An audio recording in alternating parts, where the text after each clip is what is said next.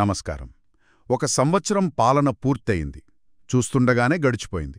ప్రజలు సాధారణంగా 5 ఏళ్ల అధికారం ఇస్తారు కదా. మరి ఈ కూటమి ప్రభుత్వం మాకు అపారమైన అనుభవముంది, కేంద్రం ఆశీస్సులు పుష్కలంగా ఉన్నాయి, మేము అప్పులు తగ్గించి సంపద సృష్టిస్తాం, ఆ సంపదను ప్రజలకు పంచుతాం, ఇలా చాలా పెద్ద హామీలతో అధికారంలోకొచ్చింది. నిజమే, ఆ మాటలు గట్టిగానే వినిపించాయి. సంవత్సరం గడిచింది. మరి వాగ్దానం చేసినట్లు అప్పుల పరిస్థితి ఏంటి? అసలు ఆ సంపద సంగతేంటి? ప్రజల పరిస్థితి ఎలా ఉంది? ఈరోజు మనం పరిశీలించబోయే అంశాలు ఇవే. మన దగ్గరున్న సమాచారం ఆధారంగా వీటిని కొంచెం లోతుగా చూద్దాం. సరిగ్గా సంవత్సరం పూర్తయిన సందర్భంగా, అంటే ప్రభుత్వమిచ్చిన మాటలు, ప్రస్తుతం కనిపిస్తున్న ఆర్థిక వాస్తవాలు, వాళ్లు తీసుకుంటున్న నిర్ణయాలు, వీటన్నిటినీ నిశితంగా చూడాల్సిన అవసరం ఉంది. అవును. అప్పుల భారం ఎలా ఉంది, ఆదాయం పరిస్థితి ఏంటి, మరి సంక్షేమ పథకాల అమలు తీరు, కొత్తగా ఏమైనా ఆర్థిక విధానాలు తెస్తున్నారా, వాటి ప్రభావం ఎలా ఉండబోతుంది, ఇవన్నీ వివరంగా చూద్దాం. సరే, మొదటగా అందర్నీ కొంచెం కన్ఫ్యూజ్ చేస్తున్న విషయం అప్పుల లెక్కలు. ప్రభుత్వం మారినప్పటి నుండి రకరకాల నంబర్లు వింటున్నాం.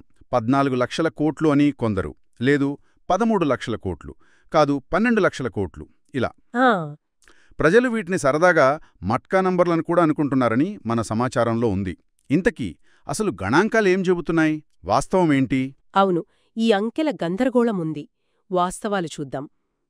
అంటే 2014లో రాష్ట్రం విడిపోయినప్పుడు అప్పటికి ఏపీ అప్పు సుమారుగా 1.4 లక్షల కోట్లు. ఓకే. ఆ తర్వాత 2014 నుంచి 19 మధ్య, అంటే పాత కూటమి ప్రభుత్వం, వాళ్లు దీనికి అదనంగా ఇంకో 2.5 లక్షల కోట్లు కలిపారు. 5 ఏళ్లలో.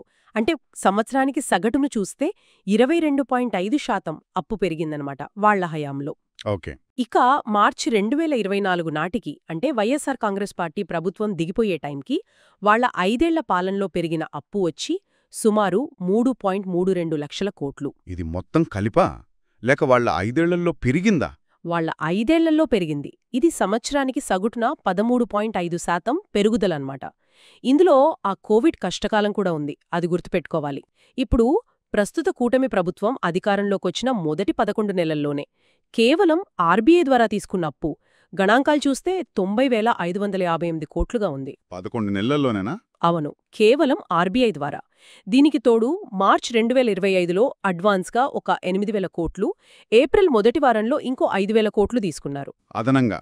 ఇవి కాకుండా మళ్లీ అమరావతి బాండ్లని, సివిల్ సప్లైస్ కార్పొరేషన్, మార్క్ఫెడ్, ఇలా వేరే మార్గాల ద్వారా సమీకరించిన అప్పులన్నీ కలిపితే ఈ ఒక్క సంవత్సరంలోనే మొత్తం భారం సుమారు 1.47 లక్షల కోట్లకు పైగా ఉంటుంది. గత వైఎస్ఆర్ కాంగ్రెస్ ప్రభుత్వం వాళ్ల మొదటి సంవత్సరంలో సుమారు 77,000 కోట్లు అప్పు చేస్తే, ఈ ప్రభుత్వం కేవలం ఆర్బీఐ ద్వారానే 90,558 కోట్లు చేసింది.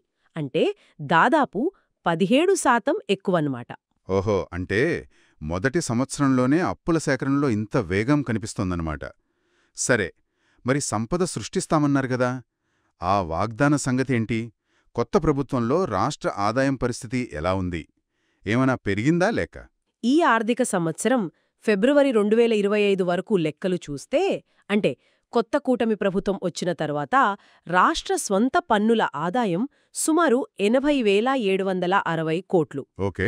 పోయిన ఏడాది ఇదే టైంకి, అంటే వైఎస్ఆర్ కాంగ్రెస్ ప్రభుత్వంలో, అది 81,400 కోట్లుగా ఉంది. అంటే తగ్గిందా?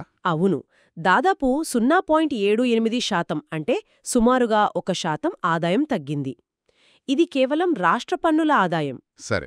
ఇక మొత్తం రెవెన్యూ రాబడి, అంటే కేంద్రం నుంచి వచ్చే నిధులు, గ్రాంట్లు అన్నీ కలిపి చూస్తే, గత ప్రభుత్వం వాళ్ల చివరి సంవత్సరంలో ఫిబ్రవరి వరకు 3,52,00,000 కోట్లకు పైగా, సుమారు 1.5 లక్షల కోట్లు అనుకోవచ్చు సమకూర్చుకుంటే.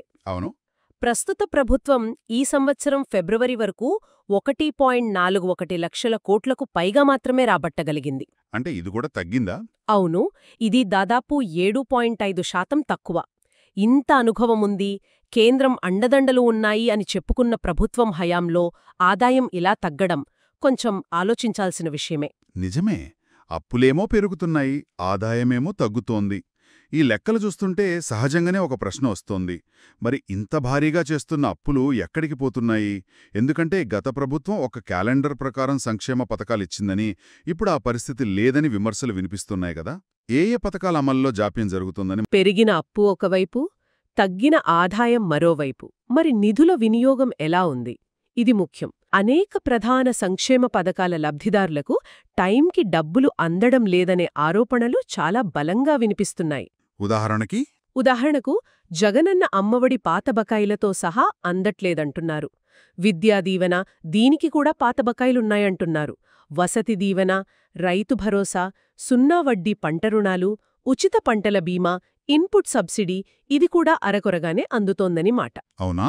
ఇంకా మత్స్యకార భరోసా, మహిళా పొదుపు సంఘాలకు సున్నా వడ్డీ రుణాలు, వైఎస్సార్ చేయూత, వైఎస్సార్ ఆసరా, వైఎస్సార్ కాపునేస్తం, నేతన్న నేస్తం, చేదోడు, లానేస్తం, వాహనమిత్ర, ఈబీసీ నేస్తం, కళ్యాణమస్తు, షాదీ తోఫా, విద్యా కానుక, ఆ ట్యాబ్ల పంపిణీ ఆగిపోయిందని అంటున్నారు. ఇలా దాదాపు అన్ని ముఖ్యమైన పథకాల అమలు మీద ప్రశ్నలున్నాయి. ఆరోగ్యశ్రీ సంగతేంటి? ఆరోగ్యశ్రీకి సంబంధించి కూడా దాదాపు 3,500 కోట్ల బకాయిలు పేరుకుపోయాయని, దానివల్ల నెట్వర్క్ హాస్పిటల్స్ సేవలు అందించడానికి కొంచెం వెనకాడుతున్నాయని కూడా సమాచారంలో ఉంది. అయ్యో! అంటే ప్రస్తుతం నెలనెలా ఇచ్చే పెన్షన్లు తప్ప మిగిలిన ప్రధాన పథకాలేవీ సక్రమంగా అందడం లేదనేది ప్రధాన విమర్శగా కనిపిస్తోంది. పైగా ఎన్నికల ముందు కొన్ని పథకాల కింద 3 ఇస్తామన్నారే, ఆ హామీలేమయ్యాయని లబ్ధిదారులు అడుగుతున్నట్టు కూడా సమాచారం. ఎన్నికల టైంలో ఆ బాబు షూరిటీ, భవిష్యత్తుకు గ్యారంటీ, సూపర్ 6 అని పెద్ద ప్రచారం చేశారు కదా. అవును, చేశారు. వాటి గురించి ఏమైనా ప్రస్తావనుందా? ఖచ్చితంగా ఉంది. ఆ ఎన్నికల ప్రచారాన్ని గుర్తుచేస్తూ, అంటే తెలుగుదేశం పార్టీ అధినేత షూరిటీ ఇచ్చారని, జనసేన పార్టీ దానికి గ్యారంటీ అని చెప్పిందని బట్టి ప్రజలు దాన్ని కౌంటర్ గ్యారంటీగా అనుకున్నారని, ఒకవేళ హామీలు అమలు కాకపోతే తనను నిలదీయమని లోకేష్ గారు చెప్పడాన్ని ప్రజలు వారంటీగా చూశారని, ఇప్పుడు ఆ surety, guarantee, counter guarantee, warranty అవన్నీ ఏమయ్యాయని జనం అడుగుతున్నట్టు.